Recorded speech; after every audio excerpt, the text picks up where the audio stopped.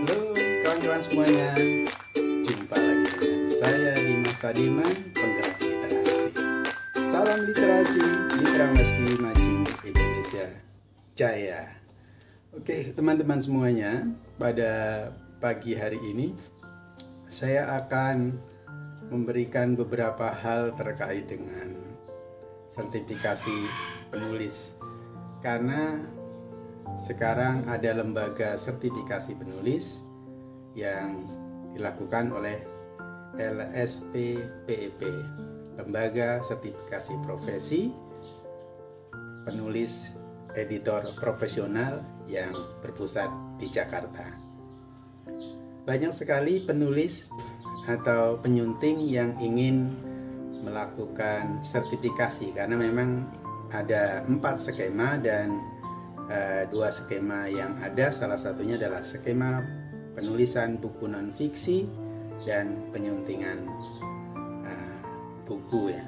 Jadi ini adalah 2 profesi yang sering saya katakan bahwa profesi ini tidak membutuhkan syarat-syarat yang ribet ya, tetapi hanya membutuhkan keterampilan sesuai dengan kebutuhan pasar. Saya yang pertama akan bicara mengenai bagaimana menulis sebuah buku. Seperti sering saya sampaikan bahwa untuk menulis sebuah buku, misalkan ini ya, atau ini kita lihat, itu ada beberapa langkah sehingga karya-karya kita bisa diwujudkan. Langkah yang pertama, ada 3 langkah ya. Langkah yang pertama yaitu pra-menulis. Apa saja yang dilakukan dalam pra-menulis? Yang pertama itu adalah mencari ide menulis. Apa saja yang bisa dijadikan oleh kita ide untuk menulis. Jadi bisa saja ide itu berasal dari fenomena, kejadian-kejadian yang tiba-tiba membuat kita menjadi tergelitik. Atau juga momentum, kejadian-kejadian yang memang biasanya sudah rutin seperti 17 Agustus, 10 November, 1 Januari dan sebagainya, momentum. Atau mungkin karena hal lain ya, karena pengalaman, kemudian hal-hal lain yang bisa kita jadikan menjadi ide.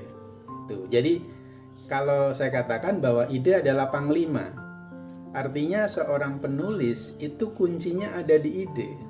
Penulis yang kreatif selalu timbul ide baru. Maka salah satu hal yang penting di dalam kita menemukan ide adalah kita membaca buku, membaca karya orang lain, membaca kitab suci, pergi ke tempat-tempat rekreasi, atau ke tempat hiburan, atau ke tempat-tempat yang menarik seperti bioskop, mall, toko buku, dan sebagainya untuk bisa menimbulkan ide. Setelah idenya ada, maka kita tulis ide itu, kemudian kita tuliskan temanya. Apa yang akan menjadi tema di dalam penulisan karya kita itu. Jadi kalau tema besar, kemudian sesudah itu tema-tema itu kita turunkan menjadi sub-sub tema. Jadi kita turunkan menjadi sub-sub tema. Kemudian kalau ingin dirincikan lagi, maka juga boleh. Kita biasanya membuatnya di dalam aplikasi Microsoft Word supaya mudah langsung bisa diaplikasikan. Setelah selesai, tema subtemanya lengkap, maka kita bisa pecah-pecah menjadi bab-bab. Jadi tema 1, subtema 1 dan sebagainya nanti kita kelompokkan menjadi bab 1, bab 2, bab 3 atau bagian 1, bagian 2, bagian 3 dan seterusnya. Itu namanya kerangka. Jadi idenya muncul, kemudian kita wujudkan dalam bentuk kerangka. Langkah yang kedua yaitu menulis. Apa yang dilakukan dalam menulis? Ya kita menulis mulai dari awal sampai akhir. Menulis itu tidak mesti berurutan, mulai dari bab 1, bab 2, bab 3, bab 4, tetapi tidak seperti itu. Kita bisa saja menulis bab 4 dulu, bab 3 dulu, bab 2 dulu. Ini berbeda dengan karya tulis ini menulis buku ya. Jadi kita bisa saja tidak berurutan sesuai dengan apa? Kalau saya menggunakan trik. Apa yang Anda sukai, apa yang Anda kuasai, dan apa yang sedang Anda geluti. Kalau misalkan sekarang sedang menulis buku pelajaran fisika, sedang ngajar tentang momentum, ya kita tulis dulu tentang momentum, maka ini akan lebih mudah, ya. Nah, itu organisasi di dalam menulis. Nah, pada saat menulis itu kita tidak membaca, jadi tuangkan saja apa yang ada di kepala kita ke dalam tulisan. Jadi kalau kita mau nyari referensi gimana baca buku saja gitu. Jadi kalau kita mau membuat catatan-catatan penting nggak apa-apa. Atau di buku itu kita tandai, kemudian kita lipat, kita kasih warna apa yang kita perlukan. Jadi kita rekam, kemudian baru kita menghadap komputer komputer hidupkan, kemudian kita ngetik. Nggak usah dibaca juga. Ya, jadi nggak usah, pada saat mengetik, ketik saja apa yang menjadi pengetahuan kita seperti biasa. Kemudian yang berikutnya gimana? Yang langkah terakhir adalah pasca menulis, ya. Jadi langkah ketiga adalah pasca menulis. Nah, di pasca menulis inilah kita melakukan proses penyuntingan. Jadi penyuntingan ini dilakukan untuk memperbaiki hal-hal yang mungkin pertama yang dilakukan, ya, penyuntingan mekanis. Jadi kita lihat dulu, kalau saya melakukannya itu saya besarkan dulu layar monitornya itu sampai 170 kali atau 180 kali, sehingga tulisan itu bisa kelihatan besar dari ujung layar sebelah kiri kanan. Jadi tulisannya besar sehingga mudah untuk dibaca. Nah, itu ya. Jadi saya lakukan seperti itu. Kemudian apa? Saya tidak membaca teks, saya hanya mengecek. Yang pertama adalah kata-kata yang salah dulu. Saya cek. Biasanya kalau kita menggunakan Word, kita bisa menggunakan modus bahasa Indonesia, maka kata-kata asing akan bergaris bawah merah, ya. Ya, jadi itu bisa diatur di properties. Jadi merah. Kalau yang tidak merah, maksudnya yang tidak merah berarti betul, yang bergaris bawah merah berarti salah. Nah, kita cek dulu, misalkan tulisan tidak tertulis TIADK, ya, kita. Jadi hanya mengecek yang salah-salah saja. Sesudah itu sudah selesai mengecek namanya tipografi, ya. Salah tik, maka yang berikutnya baru memeriksa kalimatnya. Kalimat-kalimat di dalam tulisan kita harus dibuat sederhana. Jadi jangan terlalu panjang, cukup subjek kerja, ya, atau predikat kemudian objek. Subjek, predikat, objek, kemudian keterangan. Subjek, predikat, objek, keterangan.